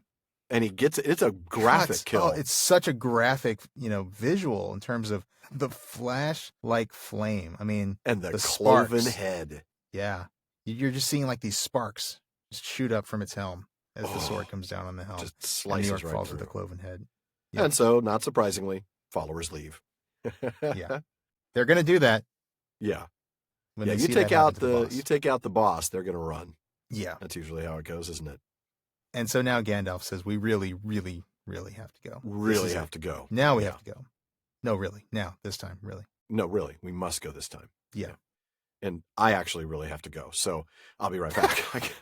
All this water, man. Please leave that in. I think I might. I thought about it as I'm like, I'm going to say this, and I might leave it as a blooper, or I might even just leave it in. I'll be right back. All right, cool. All right, so I'm going to go ahead and pick up right after that when they do run. Aragorn picked up Frodo where he lay by the wall and made for the stair, pushing Merry and Pippin in front of him. The others followed, but Gimli had to be dragged away by Legolas. In spite of the peril, he lingered by Balin's tomb with his head bowed. Boromir hauled the eastern door to, grinding upon its hinges. It had great iron rings on either side, but could not be fastened. "I'm all right," gasped Frodo. "I can walk. Put me down." Aragorn nearly dropped him in his amazement. "I thought you were dead," he cried. "Not yet," said Gandalf, "but there is no time for wonder. Off you go, all of you, down the stairs. Wait a few minutes for me at the bottom, but if I do not come soon, go on. Go quickly, and choose paths leading right and downwards." "We cannot leave you to hold the door alone," said Aragorn. "Do as I say," said Gandalf fiercely. "Swords are no more use here. Go!" Short but sweet. Had to really get that whole section in. It's a great section. Isn't it? It is. Starting with Aragorn picking up Frodo. Well, what he actually thinks is Frodo's body, really. Yeah, no, it's a good point. He should be dead. He thinks he's dead. Yeah. Yeah. He took an orc spear, pushing Merry and Pippin along. Come on, guys, we got to go. Yeah. Move. Mm-hmm. Yeah. I mean, the others follow, so that has to include Sam. Apparently, he doesn't need to be pushed. Not Gimli. No. Gimli has to be dragged away by Legolas. He's hanging out by Balin's tomb. It's interesting that Legolas is the one who drags him away. I don't know if that's just coincidental because he was near him, or whether this is maybe another indication of them growing a little bit closer, like we've seen. Even if it is just because Legolas is near him, it shows that they've put aside their bickering, like Gandalf asked them to. Yeah. So I think it's significant, even if I do too. Even if it's just a matter of Legolas being closest. Yeah, I agree. And then we see Boromir shut the door, but unfortunately, it cannot be secured. No, it can't. And then Frodo speaks. Aragorn thinks he's dead, but Frodo's like, "Put me down." Yeah. Yeah. Notice Gandalf doesn't seem overly surprised. No, he doesn't. Not yet. I thought you were dead. Not yet, but no time to wonder now. Right. You got to wonder, does Gandalf know? I don't know. And did Gandalf know about Frodo having the mithril coat back in the last chapter when he wondered what had happened to it? Yeah. I don't know. And we'll get to that shortly, just in another little bit towards the end of this episode. We'll talk more about that. But Gandalf kind of briefing the others on what to do. Just go down the stairs, wait at the bottom for just a few minutes. Don't wait long. And when you do move on, go right and down. Right. Really giving them the information they need to know to get out. Yeah, you've got to get to the exit, and this is how you get there. Aragorn's response, of course, noble and exactly what we'd expect from him and or Boromir. I mean, frankly, Boromir would have said it if Aragorn hadn't. We can't let you do this alone. Yeah, bit of fellowship there. Oh, absolutely. Definitely a fellowship theme. But Gandalf's retort is real clear. This isn't, "Oh, you're not good enough fighters," or anything like that. It's more like, this is something your skills aren't suited for. What has to be done here is something that none of you can do. Your skills in combat will do nothing. Is he starting to suspect what's coming for them? Is he starting to suspect that something greater than orcs is coming? Or is it just a matter that's all of, he suspects. I just need to lock the doors and you guys can't help me with that? That's a very good point. I think there might be a little bit of both. He certainly doesn't know what it is yet. I think we'll see that next episode for sure. that he had no idea until he revealed itself what this was. Even the moment that we're about to see, he still doesn't know. Right. But I do think he suspects there's something greater, and of course there is. There's always going to be something driving the orcs on. That's true. So, but why don't I go ahead and have you pick up there, because there's some really, really interesting stuff here when Gandalf rejoins them. Stuff to talk about. Okay. The passage was lit by no shaft and was utterly dark. They groped their way down a long flight of steps and then looked back, but they could see nothing except high above them the faint glimmer of the wizard's staff. He seemed to be still standing on guard by the closed door. Frodo breathed heavily and leaned against Sam, who put his arms about him. They stood peering up the stairs into the darkness. Frodo thought he could hear the voice of Gandalf above, muttering words that ran down the sloping roof with a sighing echo. He could not catch what was said. The walls seemed to be trembling.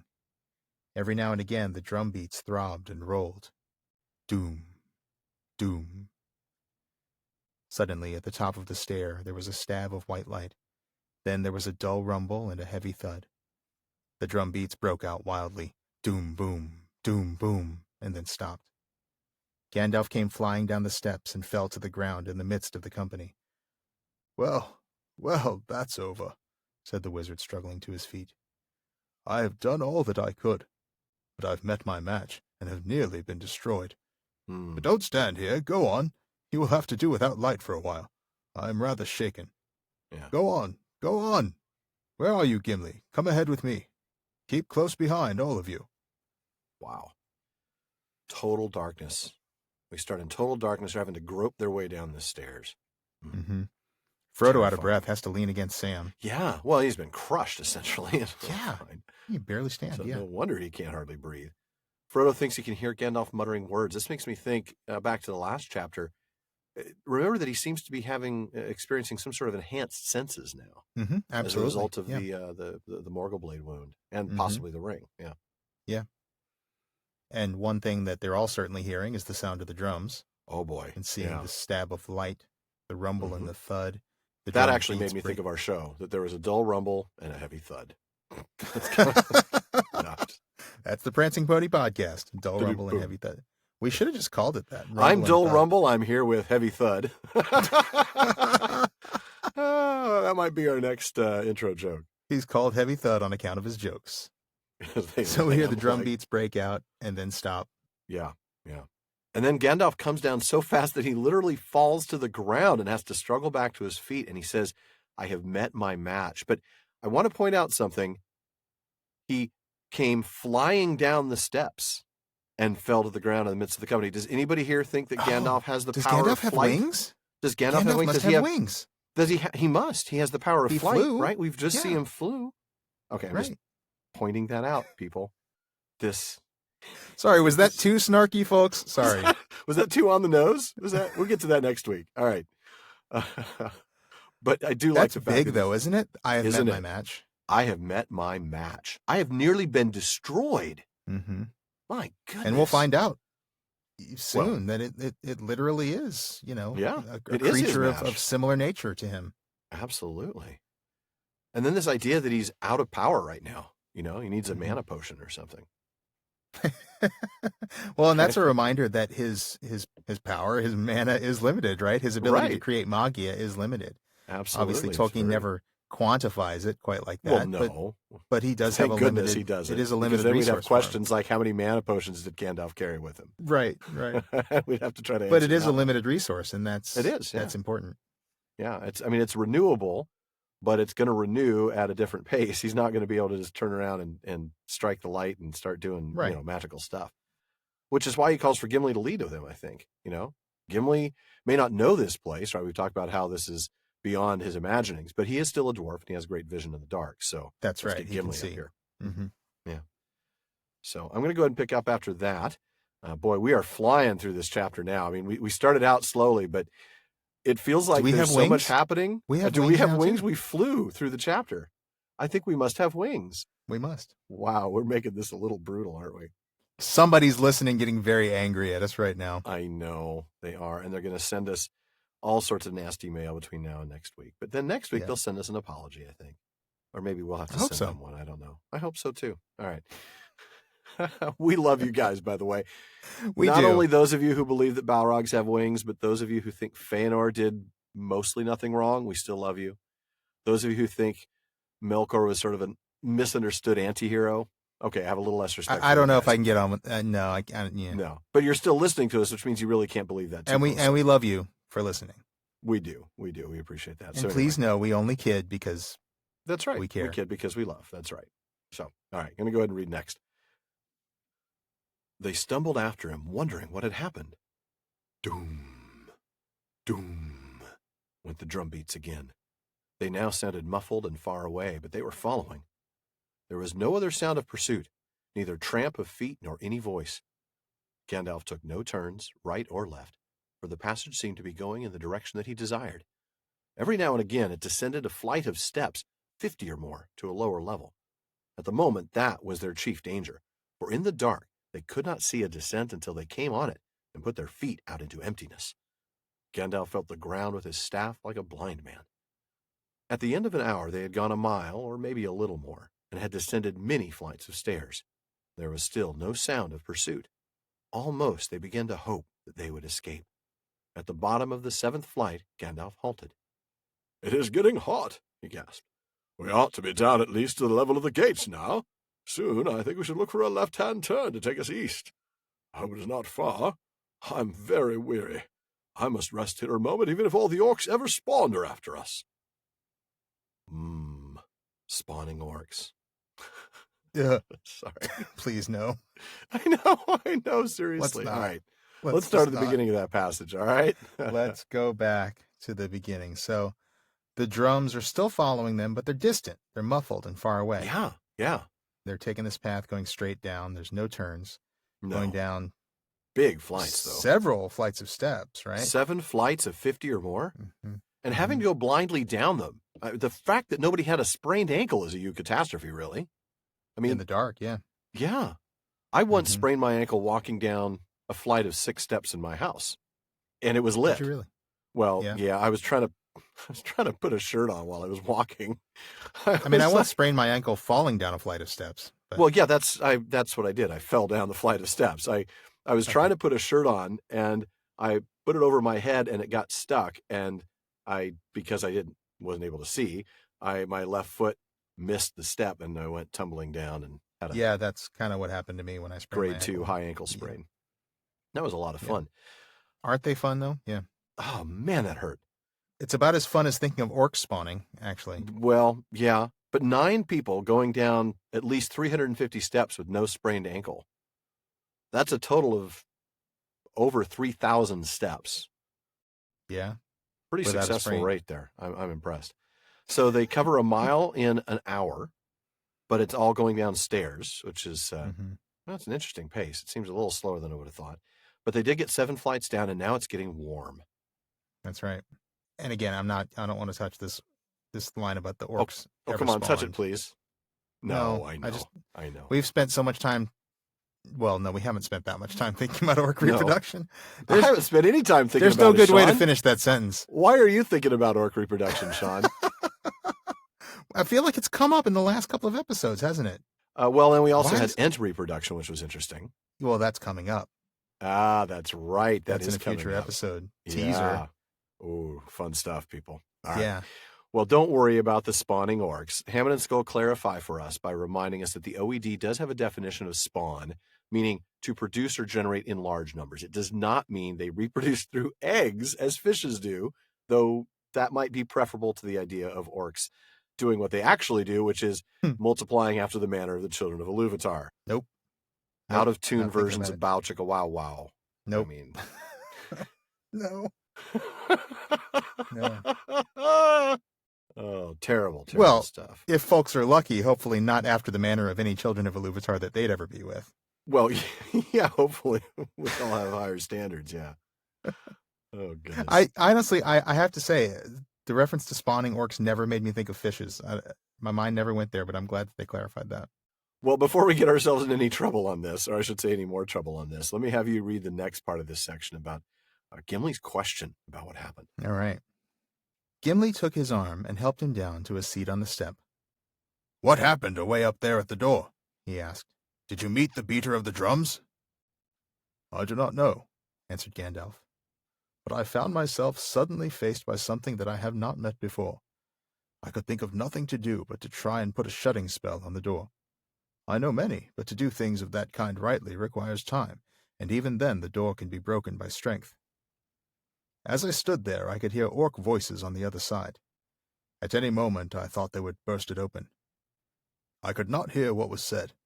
They seemed to be talking in their own hideous language. All I caught was Rash.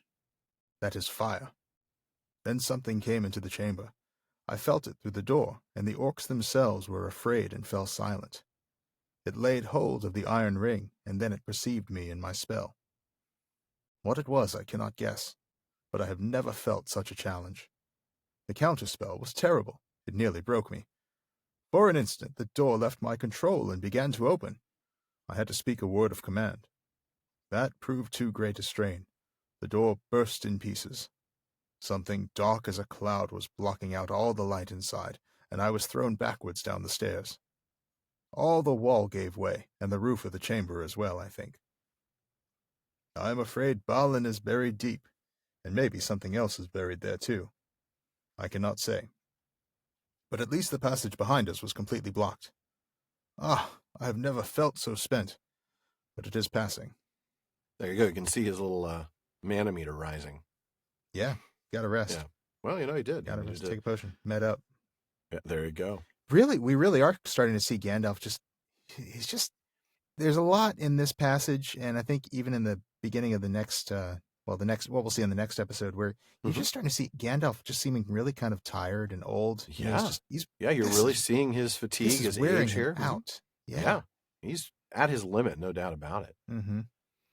All he knows right now is that he's been faced by something he's never met. Right. Of course, we know what it is. is. But right. Yeah, we know it's a Balrog, but at this point, it's still unidentified in the text. Mm-hmm. Mm-hmm. All he could think to do was to try and shut the door, put a shutting spell on it, use a little bit of his magia to keep them from coming through. Right. And he hears the orcs, and he hears their word for fire, which I won't even try to pronounce correctly. It's gosh, right? Something like that? Something like that, yeah. Gosh. Close to it. Yeah. The orcs are silent and afraid. The orcs themselves are terrified of what's coming in. And this entity, whatever it is, enters the chamber.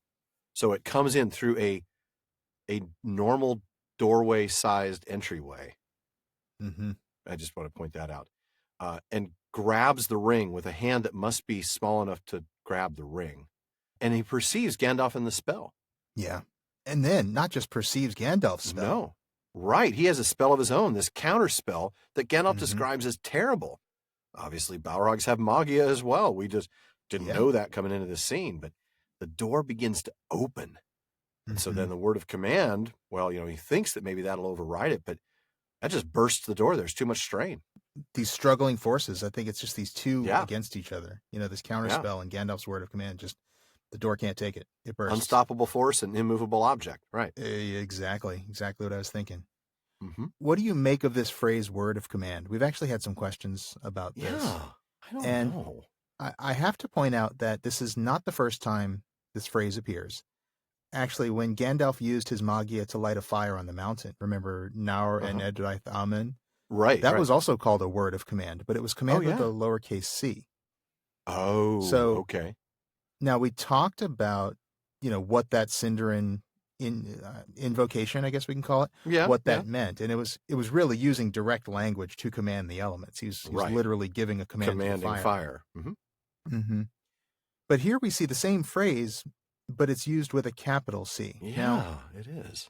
So I don't know. Is word of command with a capital C, is that something different? I've heard some people think maybe this is a reference to Gandalf invoking some divine authority, since he is the agent of the Valar and Iluvatar. Right. But if he doesn't know what he's up against yet, then why is he doing that? I mean, obviously, if he was, Balrog, wouldn't it be effective? I mean, you'd think that if he... Yeah, I mean, I would find that if that's the case, I would see that this would be more effective because certainly the authority of if Gandalf has access to that level of magia. Right, exactly. Yeah. Yeah. And I just don't know why he would do that. Why is he calling in the big guns right now when he doesn't even know that this is a Balrog yet, It's like making an artillery strike when you've got, one guy that you're trying to get rid of. Right. Obviously, once he knows he's up against the Balrog, that is Well, sure. arguably his equal. They're both of the same order. They're both Maiar. Yep. Maybe then he needs to call on Iluvatar or But the not Valar here. or somebody, but not Right. here. And so I tend to think that despite the capital C, I tend to think that this is pretty much the same thing as the word of command we saw before. He's commanding the rock of the door, the stone of the door. Yeah. Just as he was commanding the fire in the mountains. I think it's literal command of the elements with Magia. I hate to dismiss the capital C. Normally, I do feel like I do too, Tolkien because it doesn't seem like an accident, but no, it doesn't. So I don't know if folks have a better explanation for why this capital C might be here. Maybe this is different in some other way that we're not thinking of. I'd love to hear from folks, but I do think that this is more like just Magia and not calling on divine authority here. Right. So we do get a description of this thing that's inside, dark as a cloud, blocking out all the light. That's significant. We're going to get to a description of what this is soon enough. Why it's able to do that, yeah. But right now, all he knows is that it's blocking it. Yeah. And he's thrown backwards. Yeah. Physically thrown backwards. Now, is that from something that the Balrog did, or is that from the force of the bursting of the door? I tend to think it's probably the latter. I think it's the bursting of the door. Yeah, that's me too. The door burst in pieces, and I was thrown backwards down the stairs. I mean, I know they're in different sentences, but it feels like those are the two phrases that are connected. Yeah, I mean, I think it's a lot of force. Yeah, certainly. Yeah, I think he's just sort of relaying what happened in real time. Right. Door bursts. I see this, but the force of the burst threw me backwards at the same time. Yeah, I agree. And destroyed the wall and the roof. Right. Which is a good thing, because now that's why they're not chasing after us, and we actually can get a little rest here. Yeah. And while we're resting, we're going to take a look at somebody, and that's going to be the mystery of Frodo's survival. I'm going to read this portion here. All right. And now, what about you, Frodo? There was not time to say so, but I have never been more delighted in my life than when you spoke. I feared that it was a brave but dead hobbit that Aragorn was carrying. What about me? Said Frodo. I am alive and whole, I think. I am bruised and in pain, but it is not too bad. Well, said Aragorn, I can only say that hobbits are made of a stuff so tough that I have never met the like of it. Had I known, I would have spoken softer in the inn at Bree. That spear thrust would have skewered a wild boar. Well, it did not skewer me, I'm glad to say, said Frodo, though I feel as if I'd been caught between a hammer and an anvil. He said no more. He found breathing painful. You take after Bilbo, said Gandalf. There is more about you than meets the eye, as I said of him long ago. Frodo wondered if the remark meant more than it said. And we'll wonder too, but we'll get to that in just a few minutes. Yes, we will. First, let's go back to the beginning. Frodo seems to have been mostly unharmed by that spear strike. He's not even seriously wounded, just bruised. Yeah, just a flesh wound. Not even that. I mean, no, really, it seems like he's, no, I know, but it's a totally appropriate Monty Python comment. Yeah, of course. Every Monty Python comment is any chance we get, It's like our Sting jokes. So what? Was he just sort of pressed against the wall? Obviously he wasn't pierced. No. He wasn't impaled. No, which you would have expected. But Aragorn observes that spear thrust would have skewered a wild boar. So right. How in the world does it not skewer a hobbit? Yeah. But Frodo unintentionally drops a hint here, doesn't he? He talks about the crushing nature of his pain rather than like the penetrating nature of his pain. He doesn't talk about sharpness or piercing or anything like that. He talks about being caught between a hammer and an anvil. Right. And I think he realizes I may have just said too much, because then he shuts his mouth. Yeah, I think you're right.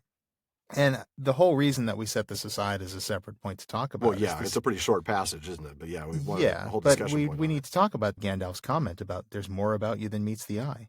Yeah. Which almost undoubtedly means more than it says, as Frodo suspects. Yes, he does. There's really a very small difference between this line and the equivalent from The Hobbit that Gandalf's referencing here. There, Gandalf says, "What did I tell you? Mr. Baggins has more about him than you guess." And then later to Bilbo himself, "There's always more about you than anyone expects." But still, the point is well taken. Well, so that begs the question, does Gandalf know that Frodo has the mithril coat? Good question. Now, because of what's about to happen to Gandalf soon, trip and fall, we won't get a chance. Where's the railing? Ah! Curse you, dwarves, for not having railing! Fly, you fools! So because of what happens, we're not going to get a chance to see him interact with Frodo again until pretty much the end of the book. Well, Book yeah, 6, pretty chapter much, 4. right. Field of The Field of Cormallen. Cormallen. I mean, after all, when Gandalf 2.0 shows up, obviously it's well after Frodo and Sam have gone their separate ways. Oh, nice reference. Nice callback to the titles of the last episode. Yeah. That's well right. done. We're not on the journey in the dark anymore, but we're No, still. but that doesn't mean we're we not carry gonna the reference journey it in our now and then. hearts. There you go. Well, Gandalf does, however, interact with the Mithril coat before he sees Frodo again, remember? In Book 5, Chapter 10, so this is the Black Gate opens, the mouth of Sauron brings Frodo's coat as supposed evidence that they're holding him captive, and Gandalf takes it from him. So that's interesting. He sees the Mithril coat again before he sees Frodo again. But in both that case and at the Field of Cormallen, when Gandalf returns the coat to Frodo, there's nothing in the text to give us an answer as to whether or not Gandalf knew. Right. Now, it'll be in the next chapter when Aragorn and the remaining members of the Fellowship will learn about Frodo's coat. They'll actually see it. Right. And it is possible maybe Gandalf could have learned about it from one of them after he came back as Gandalf 2.0. Right. It's possible. Right, when they're filling him in on the story. Yeah, right. Yeah, it's conceivable that could be it. Mm-hmm.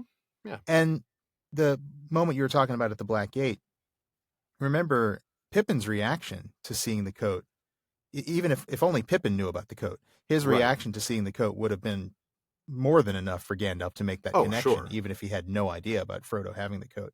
Right. And then there were other things there too. There was Sam's sword, and there was a hobbit-sized cloak and brooch from Lorien. Mm-hmm. So there are lots of reasons for him to make that connection, even if he didn't know about the coat. Right. But yeah, my hunch though is that he did know. Honestly, I mean, I know we don't have anything to prove this either way, but if I'm going to guess, if I'm going to land on one side or the other, I'm going to say that he did know, and then his talk about, I wonder what it is now, probably gathering dust. That was his way of trying to get Frodo to fess up. You know, he wanted Frodo to say, well, actually, I've got it right here. But, you know, even if that's not the case, here it seems clear that Gandalf knows quite well what Frodo has on under his clothes. So earlier, maybe he didn't. But now the fact that he survived that strike, Gandalf knows. He knows it for sure. Yeah. We can't prove it, like you said, but I definitely think you're right. I mean, that what did he say? I wonder what has become of it. That was just way too cheeky. Yeah, that's right. I think he was either trying to get Frodo to fess up, like you said, or maybe he knew. Maybe, let's face it, Bilbo would have had lots of opportunities to tell Gandalf that he was planning to give the coat to Frodo. So maybe he already knew. It shouldn't surprise us that he might know. And maybe he's not trying to get Frodo to fess up. Maybe he's trying to remind Frodo that he has this thing. Maybe he's trying to give Frodo a little confidence, make him a little less scared, feel well protected. Well, I was just thinking about this. Gandalf would have seen Frodo with Sting. So he knows that Bilbo gave Frodo Sting. Why wouldn't Bilbo also give him the Mithril coat? Right. So I don't know. Yeah. I think Gandalf has figured it out. I think he may not be certain. He may be certain. Bilbo may have told him. I think or even if he's not certain, he probably had good reason to believe Frodo had it, and now, absolutely, he knows Frodo has it. Now, I do want to look ahead to the next chapter one more time and remind ourselves of what it's worth. Last chapter we saw Gandalf say it was worth more than the Shire and everything in it. Gimli, when he actually lays eyes on the coat, he says, "I have never seen or heard tell of one so fair. Is this the coat that Gandalf spoke of? Then he undervalued it." Oh, my goodness. So I can't wait to get to that. That's going to be a great worth a good bit more than we thought. More than the Shire and everything in it. More than. And undervalued. Yeah, a lot more. Well, folks, we hope you haven't undervalued us. We have Parliament's Bag coming your way in just a minute. And even when that's done, the talk continues all night long at the Prancing Pony. That is absolutely right. We've always got lots of discussion happening in our social media spaces. At our common room on Facebook, you're going to find comments, questions, corrections, and more on every episode, as well as updates from us throughout the week. Just look for the Prancing Pony Podcast on Facebook and click the like and follow buttons, both of them. That's right. And now we have another common room on Reddit. You can find great discussions there at r/PrancingPonyPod. And as always, you can find us on Twitter and on Instagram with the handle @PrancingPonyPod. Follow us wherever you might be. And if you like us, share us on Facebook, Twitter, Reddit, or anywhere else you can find Tolkien fans. And if you really want to let the world know your feelings about us, give us a review on Apple Podcasts. The more reviews we have, the more visible our podcast is. That helps others find us and this great community of Tolkien fans we've built together. And finally, if you'd like access to exclusive content like postscripts, quarterly specials, PPP swag, and more, then check out patreon.com/prancingponypod to find out how you can join the fellowship of the podcast. Now, I think it's time to see what old Bartleman has in the bag for us tonight. Shawn? Okay. Well, tonight we're going to take a question from Joe in Bryan, Texas. I got to give a shout out. Joe is another Louisiana-born Texan like me. So, hey, Joe. Fair enough. Joe wrote to us with a question about the in-universe authorship of the stories in the Red Book of Westmarch. He said, "We know that the three major published texts, The Hobbit, Lord of the Rings, The Silmarillion, are in-universe texts. In other words, we are to take them as composed by a resident of Middle-earth, Bilbo, Frodo, and so on. Right. Should this affect how we interpret them? For instance, Corey Olson comments in your interview with him that The Hobbit is in some way walled off from the legendarium as a whole. Could this be attributed to the fact that it is an in-universe text? Gandalf even says that Bilbo didn't tell the truth originally. Is it possible that the events detailed did not happen in Tolkien's mind, fully as written? This could also seemingly account for differences in the unpublished texts, just as we have in our world historical texts that contradict one another." Yeah, that's a very good question. Very good. Yeah, kind of interesting jumping off thoughts point there. for the discussion. I mean, Yeah. I do think that Tolkien's kind of always put forth this idea that these are in-universe texts. Of course, we know that he was always translating these or finding these. That's definitely. Yeah, absolutely. And if you look at the note on the Shire records in the prologue, I mean, that lays out or hints at least at a complex textual tradition. Talks Yeah, it about the does. different hands that wrote different parts and, the different Right. scribes that were involved in different versions. So there definitely is evidence for that being in Tolkien's mind. Absolutely. And Now- we've talked recently about this idea that Bilbo may have written all of Book 1, or maybe just Chapter 1 of Book 1 of The Lord of the Rings, which would account for that different tone, that transition in tone from The Hobbit to The Lord of the Rings. Mm-hmm. Yeah, in fact, another of our listeners, Brandon, wrote to us recently and said, "Hey, isn't it cool to think that maybe Bilbo and Frodo were working on Book 1 together at Rivendell, with Bilbo transcribing what Frodo tells him," which I think is exactly where I'd land on that. Yeah, that makes great sense. And we've had some really good listener feedback on why, and I'm just thinking a few episodes ago when we heard about why Bilbo's tone in The Hobbit might be more whimsical than Frodo's or Sam's in Lord of the Rings, because it just wasn't as traumatic an experience. We heard about that great comparison to the Vietnam War. Oh my goodness, the two experiences that were radically different, even though it was the same general event. Yeah, that's a very good point. And then we also talked, this is a long time ago, about how Tolkien later retconned the first edition of The Hobbit as the version containing the lie that Bilbo told his friends. And that reminds us that Tolkien contemplated this idea of different narrators giving different accounts of varying accuracy. Yeah, so I think Tolkien is definitely capable of doing all the things that Joe is talking about here. Yeah, and I think it's kind of dangerous when you start going down that road. I mean, I think it's a road that we need to go down, but it is kind of dangerous because then you start thinking, well, what's true and what's not? Right, exactly. You don't really want to introduce a truly unreliable narrator concept. No, you don't.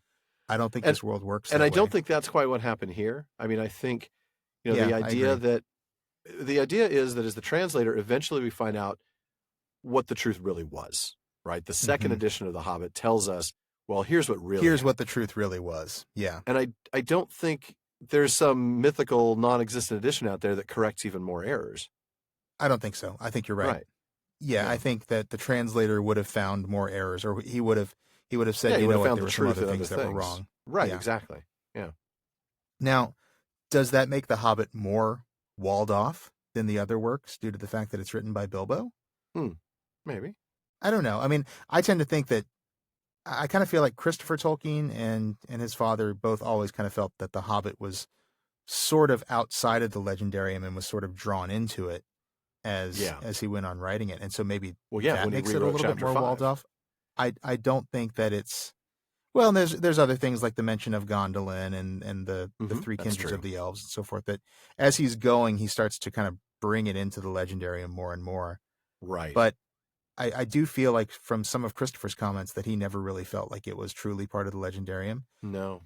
If there's a walling off that takes place, maybe that's it. I don't think it really has to do with the fact that it's written by Bilbo. I just think it's... No. I think Tolkien always kind of saw it as a little bit separate, a little bit of its own animal. Yeah, I concur with that, no doubt. Well, folks, it's been a long one, but that wraps it up for another episode of the Prancing Pony podcast. Now, Be sure to join us again next week when we finally tackle 3 questions about the Balrog. What is its name? What Is its quest? and what? Is its favorite color? See, all Gandalf needed to do was ask it what the airspeed velocity of an unladen swallow is, and it would have just don't fallen get into me the started chasm. on that, Shawn. Don't get me started.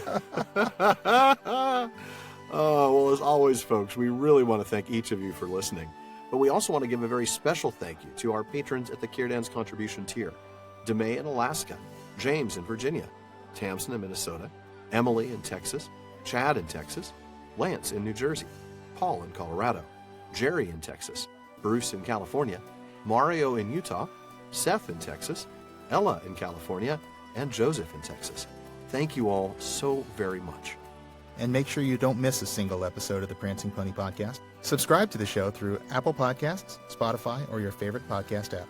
And one last thing as always, don't forget to send your questions, comments, and most of all, your swords that are of no more use here to Barliman at theprancingponypodcast.com. I'll take those, Oh, absolutely. you bet. Absolutely. Well, Barliman is never, ever punctual with the mail, but we'll get Nope. back to you as soon as we can. And your question or comment may be featured on an upcoming show. That's right. Well, this has still been far too short a time to spend among such excellent and admirable listeners. But until next time. Farewell, friends.